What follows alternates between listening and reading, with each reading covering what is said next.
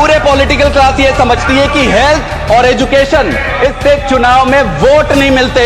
जिस दिन political class ये समझ जाएगा कि हेल्थ और राजनीति को गंदी चुनाव की अपनी राजनीति से दूर रख के देश के लिए करोगे, उस दिन ये देश आगे बढ़ जाएगा। हमने किया, हमने दिल्ली में, हमारी राजनीति क्या है? आप पूछो हमारी राजनीति क्या है, हमारी आइडियोलॉजी क्या है? हमारी आइडियोलॉजी स्कूल है, हॉस्पिटल है। ऐसी राजनीति करेंगे? पंजाब में नेशनल हेल्थ मिशन का पैसा रोक देते हैं। आज अभी जब मैं बोल रहा हूं, दिल्ली में जो मोहल्ला क्लिनिक बने उनका नाम बदल रहा है। 251 मोहल्ला क्लिनिक को आप बदल रहे हो। इस भावना के साथ आप देश चलाओगे? मोदी जी ने एक बार कहा था कि माना कि अंधेरा घना है, पर दिया जलाना कहां मना है। अरे जलाओ ना, क्यों नहीं जला रहे दिया? आप जलाओ दिया, हम प्रोटेक्ट करेंगे दिया को। हम सबको मिलकर दिया जलाना है। जलाओ दिया, दिया क्यों नहीं जलाते? मेरा एक सबमिशन है, देश में 788, लेटेस्ट कंसीडर 800 के आसपास जिला अस्पताल है। मेरा ये सबमिशन है, हाथ जोड़ के विनती है सरकार से, सर 800 के आसपास 778 जिला अस्पताल है। अगर पूरा देश इकट्ठा हो जाए, प्रधानमंत्री जी, उनकी सारी कैबिनेट, पूरी पार्टी, सारे विपक्ष, पूरा देश अगर इकट्ठा हो जाए, तो क्या इन 800 के आसपास जिला अस्पताल को ठीक करना डिफिकल्ट है? डिफिकल्ट नहीं है, डिफिकल्ट नहीं है। क्या डिफिकल्ट है? मेरा एक और सबमिशन है, do not make multiple parallel schemes. आपके स्कीम्स तब तक सफल नहीं होंगे जब तक उसको एग्जीक्यूट करने के लिए यूनिट्स रेडी नहीं होंगे। आप पहले कैपेसिटी बिल्ड करिए, आप पहले छोटे डिस्ट्रिक्ट हॉस्पिटल को ठीक करिए, प्राइमरी हेल्थ सेंटर को ठीक करिए, फिर आप स्कीम्स बनाइए। श्री संदीप कुमार पाठक। धन्यवाद ऑनरेबल चेयर मैडम। आज हेल्थ मिनिस्ट्री और हेल्थ और वेलफेयर डिपार्टमेंट के विषय में चर्चा पर मुझे भाग लेने का जो मौका दिया गया है, इसके लिए मैं सदन का और आपका आभारी हूं। ऑनरेबल चेयर मैडम, हेल्थ का विषय एक ऐसा विषय है जिसको अगर हम राज्य के मैटर और केंद्र सरकार के मैटर में अगर बांट कर देखें तो ये देश कभी बर्दाश्त नहीं कर पाएगा। हमारे बच्चे, हमारे परिवार के लोग इस भावना से प्रताड़ित होते रहेंगे। इसलिए यह विषय किसी राज्य का नहीं है, यह विषय सिर्फ केंद्र का नहीं है, यह विषय इस पूरे देश का है। ऑनरेबल चेयर सर, इससे पहले कि मैं आगे की बात रखूं, मैं 2-3 चीजें आपके समक्ष लाना चाहता हूं। 2014 में गवर्नमेंट रन मास स्टरलाइजेशन कैंपेन छत्तीसगढ़ में 10 महिलाओं की मौत हो जाती है। पहले दिन वो सर्जरी कराकर जाते हैं, घर पहुंचने के बाद उनकी मौत हो जाती है। गोरखपुर के बीआरडी मेडिकल कॉलेज में 63 बच्चों की मौत हो जाती है। कारण क्या है कि ऑक्सीजन की जो सप्लाई है वो बंद हो जाती है, ऑक्सीजन कम पड़ जाता है। इसी हॉस्पिटल में 2016 में टोटल 5000 से ज्यादा बच्चों की मौत होती है। इसी हॉस्पिटल में एक साल पहले 2014 में 6000 से ज्यादा बच्चों की मौत होती है। ऑनरेबल चेयर सर, आप नांदेड़ के सरकारी हॉस्पिटल में देखें कि एक दिन में 33 लोगों की मृत्यु होती है और उनमें से 12 बच्चे होते हैं। कारण क्या होता है? कारण यह है कि मेडिकल स्टाफ है वो सफिशिएंट नहीं थे, डॉक्टर्स अवेलेबल नहीं थे, दूसरे डिस्ट्रिक्ट से रश आ गया। ये आज भारत देश की हेल्थ व्यवस्था या सिस्टम की एक पिक्चर है जो हम सबके सामने है। इससे मुझे लगता है कि हम सबको अपराध बोध से ग्रसित हो जाना चाहिए। और अगर हमें अभी भी इस बात का खुद पे ये नहीं है कि दुख नहीं हो रहा है, तो मुझे लगता नहीं है कि हम इस काबिल हैं कि इस देश को एक अच्छा स्वास्थ्य और एक अच्छा परिवार दे पाए। ऑनरेबल चेयर सर, निश्चित रूप से इन परिस्थितियों से निपटने के लिए सरकार कोई टारगेट बनाई होगी। अगर टारगेट बनाए हैं तो कोई प्लानिंग किए होंगे, अगर प्लानिंग किए होंगे तो उस पर कुछ बजट दिए होंगे, अगर बजट दिए होंगे तो उसका एग्जीक्यूशन करने की प्रक्रिया शुरू किए होंगे। क्या वो टारगेट सफिशिएंट है? क्या वो प्लानिंग सफिशिएंट है? क्या वो बजट सफिशिएंट है? क्या एग्जीक्यूशन सफिशिएंट है? ये प्रश्न है जिसके बारे में आज हम सब डिस्कस कर रहे हैं। मैं फिर से ये कहना चाहता हूं कि आज का ये डिस्कशन पक्ष या विपक्ष के प्रिज्म पे ना होकर देश के पक्ष में होना चाहिए। ऑनरेबल चेयर सर, 2017 में सरकार एक नेशनल हेल्थ पॉलिसी लेकर आती है। इस पॉलिसी में यह बताया जाता है कि भाई इस देश में रहने वाले हर एक व्यक्ति को अच्छी और क्वालिटी वाली हेल्थ मिले, यही फ्रेमवर्क था पूरा। इसमें आप अगर देखेंगे कि सरकार ने एक प्लान बनाई इस प्लान में दो प्रमुख पैरामीटर्स थे, एक तो था नेशनल हेल्थ मिशन और दूसरा ये लेकर आए आयुष्मान स्कीम लेकर आए। नेशनल हेल्थ मिशन का क्या आइडिया था? नेशनल हेल्थ मिशन का आइडिया ये था कि केंद्र सरकार नेशनल हेल्थ मिशन के माध्यम से सरकारों को इंफ्रास्ट्रक्चर डेवलपमेंट करने के लिए पैसे देगी और ये पैसे प्राइमरी हेल्थ सेंटर और सेकेंडरी हेल्थ सेंटर जो जिला अस्पताल होती है उसके इंप्रूवमेंट के लिए होनी चाहिए। आज स्थिति क्या है? आज स्थिति अगर ये देखें, किसी भी आप पब्लिक हॉस्पिटल में चले जाइए, जिला में या प्राइमरी हेल्थ सेंटर में, या तो हॉस्पिटल ही नहीं है, अगर हॉस्पिटल है तो डॉक्टर नहीं है, अगर डॉक्टर है तो दवाई नहीं है, अगर दवाई है तो टेस्टिंग नहीं है, और अगर ये सारी चीजें उपलब्ध है तो वहां भर्ती करने के लिए बेड अवेलेबल नहीं है। और ये किसी एक राज्य की स्थिति नहीं है, ये पूरे देश की स्थिति है। ऑनरेबल चेयर सर, अगर इसको मैं क्वांटिफाई करूं बड़े सिंप्लीफाइड में, ज्यादा नंबर्स नहीं देना चाहूंगा, ये पूरी परिस्थिति को अगर मैं क्वांटिफाई करना चाहूं तो क्वांटिफाई करने के लिए एक ही चीज कह सकता हूं कि सरकार ने अपने खुद का एक सर्वे कराया। इस सर्वे में ये कहा गया सभी हेल्थ इंस्टीट्यूशन को कि भाई अपना सेल्फ असेसमेंट करो। जब सेल्फ असेसमेंट किया गया तो ये पाया गया कि 80% से ज्यादा जो पब्लिक सेंटर्स थे, हॉस्पिटल्स थे, छोटे बड़े, वो फिट थे और अनफिट थे और सब स्टैंडर्ड थे। 80% से ज्यादा सब स्टैंडर्ड इंफ्रास्ट्रक्चर के साथ हम अपना ये नेशनल हेल्थ पॉलिसी चला रहे हैं। और ऑनरेबल चेयर सर, एक अच्छी बात रही सरकार की कि सरकार ने IPHS और NQS ये स्टैंडर्डाइज देने का या रेटिंग देने का एक पैमाना है, सरकार लेकर आई है। पहली सरकार दूसरे नाम से चलाती थी, इस सरकार ने रिफाइन किया है, अच्छी बात है। अच्छी बात यह है कि ये स्टैंडर्डाइजेशन का प्रोसेस लेके आए हैं। दुर्भाग्य की बात यह है कि इनके इस स्टैंडर्डाइजेशन में इतने साल सरकार चलाने के बाद भी दुर्दशा जस की तस है।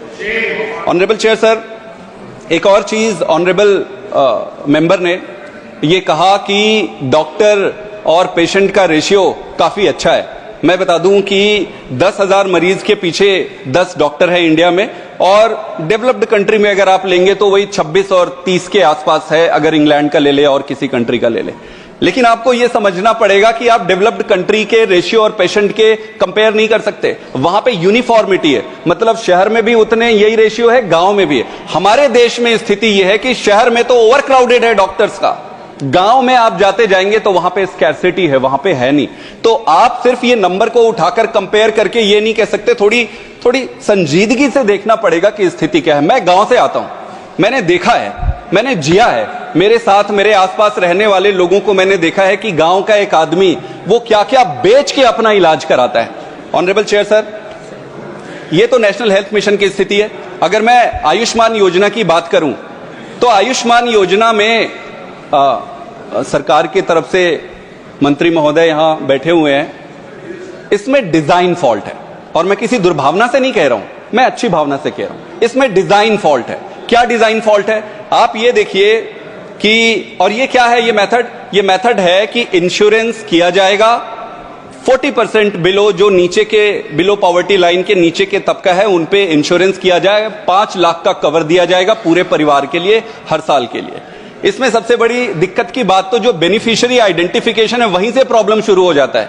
जो 10 करोड़ के आसपास ये बेनिफिशियरी इनलिस्ट किए हैं, अगर उसको पॉवर्टी लाइन से अगर आप मैच करते हैं, सरकार नहीं किया, अच्छी बात है, सरकार नहीं किया, मैं डेफिशिएंसी बता रहा हूं, तो सिर्फ 2 करोड़ ऐसे लोग मिले जो एक्चुअली में बिलो पॉवर्टी लाइन में आते थे, बाकी का मैच नहीं हुआ। फिर सरकार ने पॉलिसी डिसीजन लिया कि ये मैचिंग में मत पड़ो, काम बिगड़ जाएगा, जो आते जा रहा है उसका करते जाओ। तो सबसे पहली दिक्कत तो यहीं पे है। ऑनरेबल चेयर सर, सीएजी के रिपोर्ट में लैक्स ऑफ फॉल्टी और फ्रॉडुलेंट नेम इस पे मिला। दूसरा, इसमें सबसे बड़ी खामी अगर आप देखेंगे तो हॉस्पिटल इम्पैनलमेंट का है। ये इस पूरे देश का ही नहीं, पूरे विश्व का एक ऐसा अजूबा इंश्योरेंस स्कीम है जो मरीज को ध्यान में रख के नहीं बनाया गया है, अस्पताल को ध्यान में रख के बनाया गया है। कैसे, मैं आपको बताता हूं। ज्यादातर स्थिति में सर सीरियसनेस ले आते हैं, sir seriousness. Sir honourable chair sir,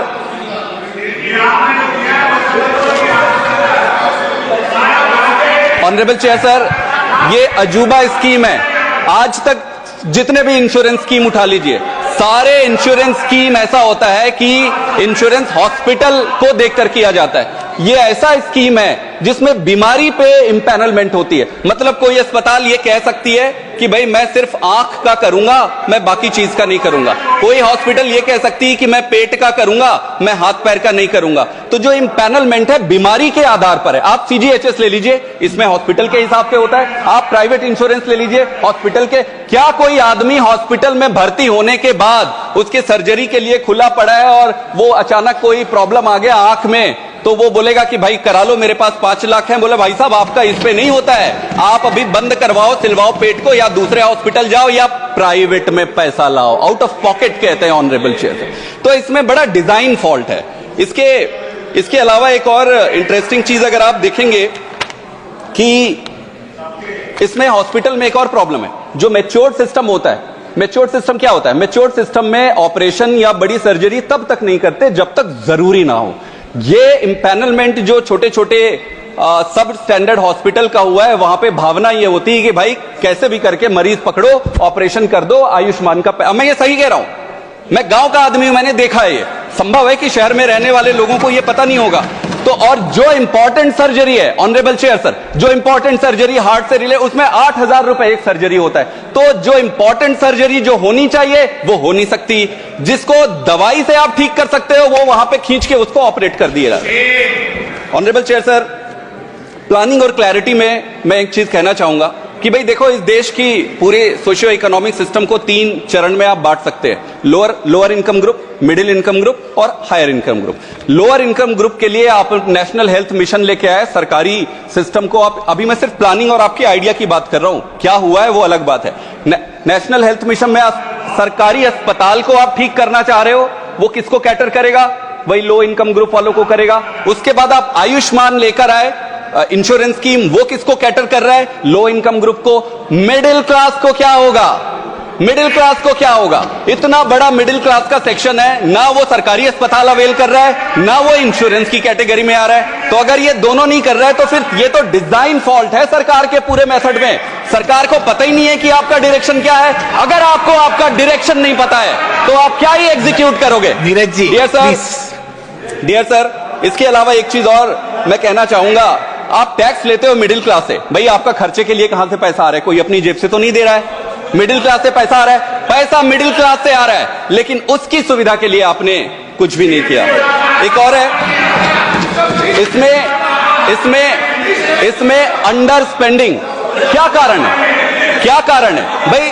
केंद्र सरकार 2 लेके आई, नेशनल हेल्थ मिशन और दूसरा आयुष्मान। दोनों में ही मैंने आपको आपके सामने डिजाइन फॉल्ट बता दिया, इनसफिशिएंट बता दिए। क्यों ऐसे हो रही है? क्यों ऐसे हो रही है? ऐसा होने का कारण सर, यही कारण है, ऐसी राजनीति के कारण ही देश यहां पहुंचा है। आपके पास पैसा है, आप इलाज करा सकते हो, गरीब आदमी के पास पैसा नहीं है, वो इलाज नहीं करा सकता। नीरज जी प्लीज, अगर आप बजट को देखेंगे, अगर आप बजट, भाई आपकी भावना का अंदाजा तो आपके बजट से लगता है।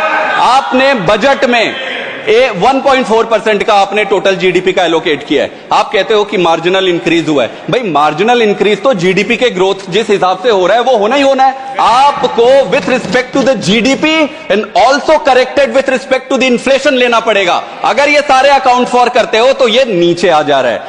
सर, आप जो भी प्लानिंग कर लीजिए, पैसा ही नहीं डालोगे तो होगा क्या? ये आपका हिडन एजेंडा है कि भाषण दो, इस तरीके से डिसरप्ट करो, देश को गुमराह करो और फिर पैसा मत दो आप। सर, एक और चीज आप ये समझिए, बहुत इंपॉर्टेंट चीज कह रहा हूं मैं। तो क्या इस देश में अस्पताल नहीं है? क्यों? क्योंकि पैसा नहीं है, अंडर बजट है। देश में डॉक्टर नहीं है, क्यों? क्योंकि मेडिकल कॉलेज में सीट्स नहीं है। क्यों? क्योंकि बजट नहीं है। देश में मेडिसिन कम पड़ रही है हॉस्पिटल्स में, क्यों? क्योंकि बजट कम पड़ रही है। सिस्टम खराब है, क्यों? क्योंकि बजटिंग।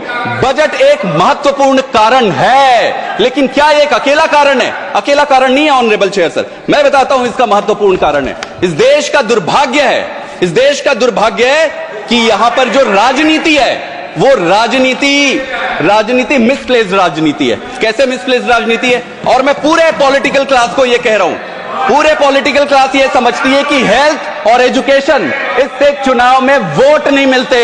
जिस दिन पॉलिटिकल क्लास ये समझ जाएगा कि हेल्थ और राजनीति को गंदी चुनाव की अपनी राजनीति से दूर रख के देश के लिए करोगे, उस दिन ये देश आगे बढ़ जाएगा। हमने किया, हमने दिल्ली में, हमारी राजनीति क्या है? आप पूछो हमारी राजनीति क्या है, हमारी आइडियोलॉजी क्या है? हमारी आइडियोलॉजी स्कूल है, हॉस्पिटल है। ऐसी राजनीति करेंगे? पंजाब में नेशनल हेल्थ मिशन का पैसा रोक देते हैं। आज अभी जब मैं बोल रहा हूं, दिल्ली में जो मोहल्ला क्लिनिक बने उनका नाम बदल रहा है। 251 मोहल्ला क्लिनिक को आप बदल रहे हो। इस भावना के साथ आप देश चलाओगे? Honourable chair sir, honourable chair sir, Sandeep ji 1 minute, Sandeep ji 1 minute. Okay please. Sir, can I request everybody, please let him finish his speech. You'll have your opportunity to reply. Neeraj ji, आप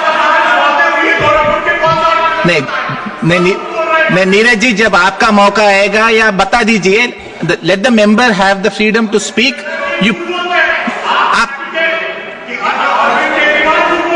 नीरज जी, मेरा आपसे विनती है कि जब आपका मौका आएगा आप बता दीजिए सच क्या है, आप उनको बात करने दीजिए। वो पॉज करेंगे। Sandeep ji please continue. Thank you sir, I request please let the member finish. You are all senior to me. I am looking for you to help me do this program better. Let the speaker. कारण एक तो political है और दूसरा इच्छा शक्ति है। Sir, Modi ji ने एक बार कहा था कि माना कि अंधेरा घना है पर दिया जलाना कहां मना है। अरे जलाओ ना, क्यों नहीं जला रहे दिया? आप जलाओ दिया, हम प्रोटेक्ट करेंगे दिया को, हम सबको मिलकर दिया जलाना है। जलाओ दिया, दिया क्यों नहीं जलाते? मेरा एक सबमिशन है। Sandeep ji, I have a suggestion. No, please conclude in 30 seconds because I stopped you in between. Conclude in 30 seconds. Honourable chair sir, इस देश में 788, लेटेस्ट कंसीडर 800 के आसपास जिला अस्पताल है। मेरा यह सबमिशन है, हाथ जोड़ के विनती है सरकार से। सर, 800 के आसपास 778 जिला अस्पताल है। अगर पूरा देश इकट्ठा हो जाए, प्रधानमंत्री जी, उनकी सारी कैबिनेट, पूरी पार्टी, सारे विपक्ष, पूरा देश अगर इकट्ठा हो जाए, तो क्या इन 800 के आसपास जिला अस्पताल को ठीक करना डिफिकल्ट है? डिफिकल्ट नहीं है। क्या डिफिकल्ट है? मेरा एक और सबमिशन है, do not make multiple parallel schemes. आपके स्कीम्स तब तक सफल नहीं होंगे जब तक उसको एग्जीक्यूट करने के लिए यूनिट्स रेडी नहीं होंगे। आप पहले कैपेसिटी बिल्ड करिए, आप पहले छोटे डिस्ट्रिक्ट हॉस्पिटल को ठीक करिए, प्राइमरी हेल्थ सेंटर को ठीक करिए, फिर आप स्कीम्स बनाइए। Thank you very much sir. Thank you Sandeep ji. INDC network, बदलते भारत के साथ।